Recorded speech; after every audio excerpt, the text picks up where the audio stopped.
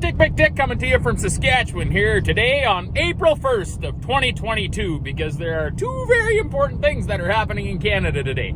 And no, this is not an April Fool's joke. Thing number one. As Canadians struggle to try and stay afloat after three of the most devastating years of their life, today, April 1st of 2022, all of our federal elective representatives in Ottawa, be them Liberal, Conservative, Bloc, Green, NDP, it doesn't matter, every one of them are scheduled to get a pay raise today. Oh yeah, you heard me right, and I'm not talking little pay increases here either. I'm talking senators and backbenchers are getting another 11 grand. Ministers and shadow ministers are getting another 16 grand. And Prime Minister Justin Trudeau himself is getting another 22 grand. So while we're all here trying to figure out how we're going to pay for groceries, cover our mortgages, fill our cars with gasolines, the federal representatives that we've elected to represent us in Ottawa are taking a pay increase.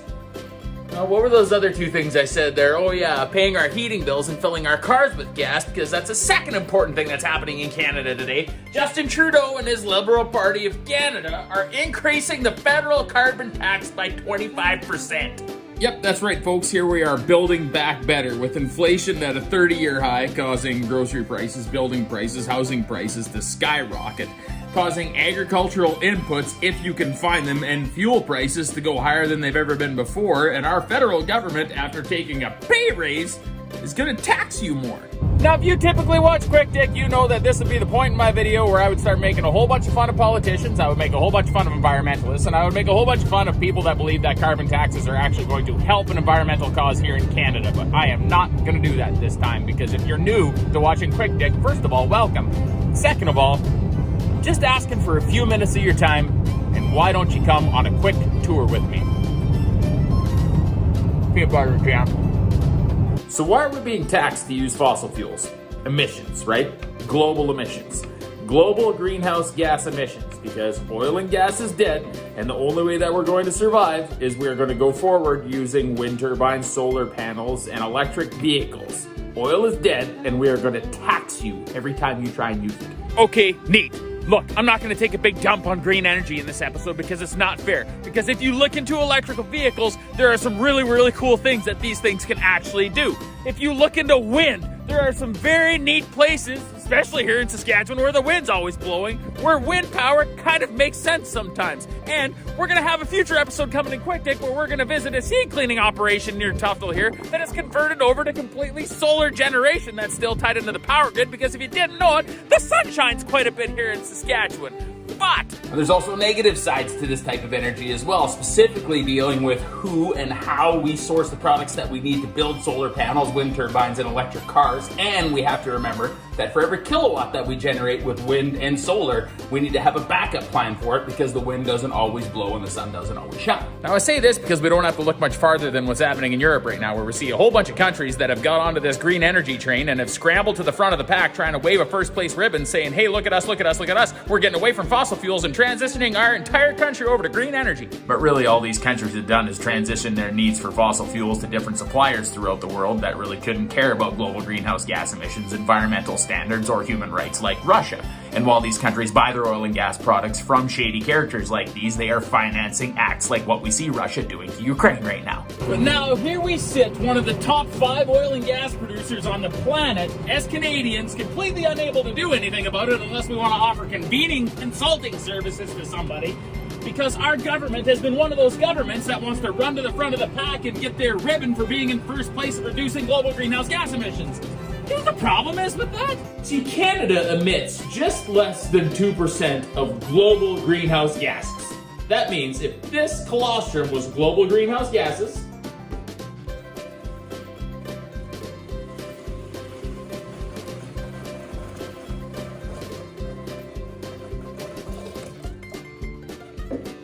this is Canada's contribution. Now, a lot of people are going to go, but hey, Canada, you're one of the largest per capita greenhouse gas emitters on the planet, which, yes, is true. But if that's going to be our argument, we also have to take into consideration that we are the second largest landmass on planet Earth, we are one of the coldest countries on planet Earth, and we only have the 39th largest population on planet Earth. So as numbers would dictate it, yes, we are going to be one of the larger per capita greenhouse gas emitters. This doesn't mean we shouldn't try and be better, because we always should. But if Canada was to stop emitting greenhouse gases tomorrow, the rest of the planet wouldn't even notice, not one bit. It would be like a little kid in the corner of a pool that all of a sudden, who was peeing a little bit into the pool, stopped peeing into the pool. Nobody's gonna notice. The big kids over in the deep end that are having explosive diarrhea in the pool don't even care that the little kids stopped peeing in the pool. Actually, the big kids that are having explosive diarrhea sold the little kid that's peeing a little bit in the pool their fucking swimming trunks. But for some reason, our federal government is intoxicated with the notion that we should be taxed for the tiny little bit of pee that we put into the pool instead of selling our ethically produced ammonium to the big diarrhea machines that are shitting in the deep end of the pool, making the whole thing brown. Okay, look, gross example, right? I hear you. But if we continue towards $170 a ton worth of carbon tax here in Canada, not only is it going to make life for us almost completely unaffordable, but it is also going to make almost an unnoticeable impact on global greenhouse gas emissions. It's going to decimate our oil and gas industry. Let's have a look at our oil and gas industry. With natural gas, we look at challenges faced on things like the Coastal GasLink pipeline that have been subject to some of the most terrorizing attacks we've ever seen on some of their work sites. And then we look at projects like the Pacific Northwest, WCC, Aurora, GNL, and Saguenay, Quebec. We have successfully failed to get liquid natural gas out of Canada to coastal waters. Imagine the difference we could make in global greenhouse gas emissions if we could export liquid natural gas from Canada to markets in Asia and Europe and help them replace electricity they generate currently using coal. Global greenhouse gas emissions reduced. Now let's look at oil. Northern Gateway Pipeline, canceled. Energy East Pipeline, canceled. Keystone XL Pipeline, canceled. Sprinkle that with a little bit of Bill C-48 and Bill C-69, along with the Prime Minister that runs around shooting his mouth off about capping oil and gas emissions here in Canada, and we have effectively gelded our world-class oil and gas industry. And now we have a conflict in Europe, like a real crisis. And with all these actions that our government has taken against the responsible development of our oil and gas industry here in Canada, our Minister of Natural Resources indicates that we are going to increase and ship an additional 300,000 barrels a day of Canadian oil and gas to displace Russian oil. Do you know the only way we can actually do that right now?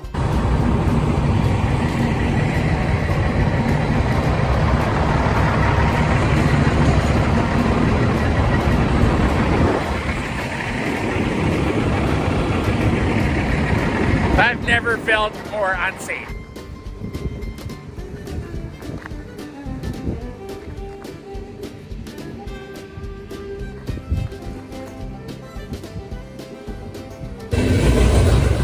Got the close to dark Canadian pipeline rolling here.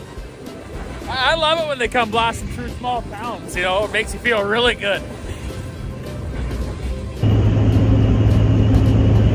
Let's play everyone's favorite Saskatchewan game of Race a Canadian Pipeline.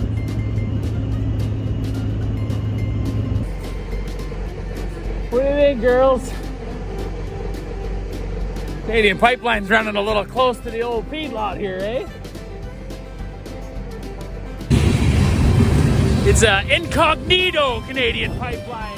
They only move at night. Just trying to make a parts run.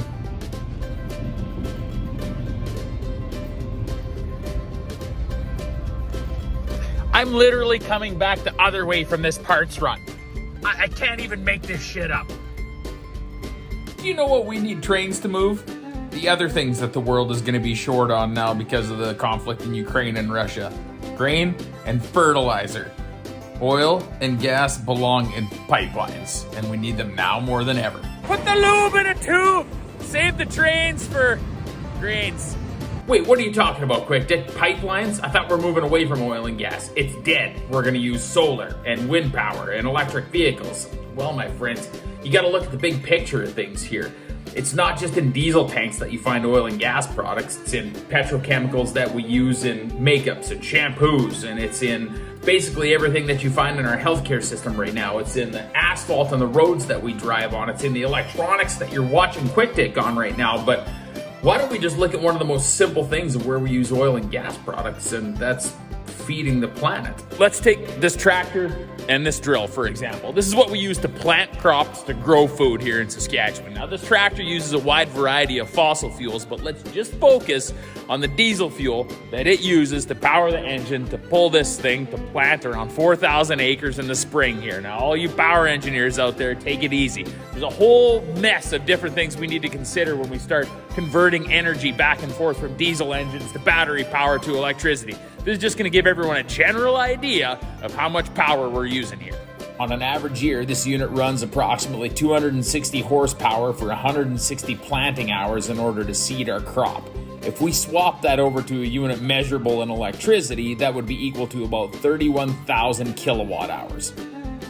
And then we look at some of the largest batteries we can find right now operating heavy equipment that are equal to about 600 kilowatt hours that would operate this piece of machinery you're looking at for about 2.5 hours.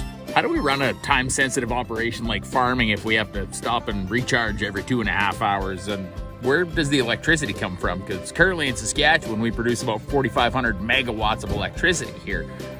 If we were to replace what we use with fossil fuels right now to farm in Saskatchewan, we would need to triple that, and then we would somehow need to upgrade the power grid to be able to handle that kind of power. See, right now here in good old Saskatchewan, when it's 35 above in the summertime or 35 below in the wintertime, we always get warnings from our power provider being like, hey guys, can you cut back on the power usage a little bit? We are at peak demand right now.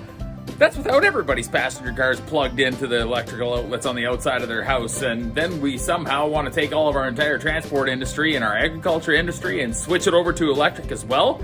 To all the folks that are out there vilifying oil and gas, taxing us to death to use them, and chanting that oil and gas are dead, need to stop and take a breath and realize that some of the changes that we're trying to make here aren't going to happen overnight, if they happen at all in our lifetime.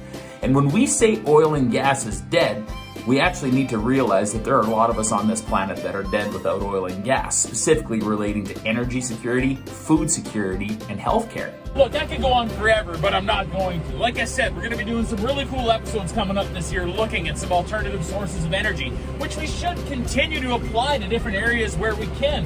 But we've got to make sure that the alternative that we're going to isn't going to leave us in a worse off place than where we're already at right now. Trying to push a world over to everything being electric just by making fossil fuels unaffordable isn't just a case of having the cart before the horse. It's having the cart drag the horse backwards down the hill with the government whipping the horse. Don't worry, we're not going to whip you, okay? Most important thing we need to realize about a carbon tax here in Canada is that it actually punishes you just for trying to survive. That doesn't seem quite fair. And although you have guys like Justin Trudeau and Stephen Guilbeault try and convince you that you actually get back more than you put into a carbon pricing program, it's the exact opposite. You forgot to say, hey, Blue Ball, what's up with you, man? Anyways, in a recent report issued by the Parliamentary Budget Office here in Canada, it actually shows that by the time the carbon tax reaches $170 in 2030, we're going to see net losses within the thousands on regular households here in Canada. This is Dick McDick signing off, reminding you need to stop and consider all of the facts before you throw your support behind a federal carbon tax. I hear you, girls. Catch you next time.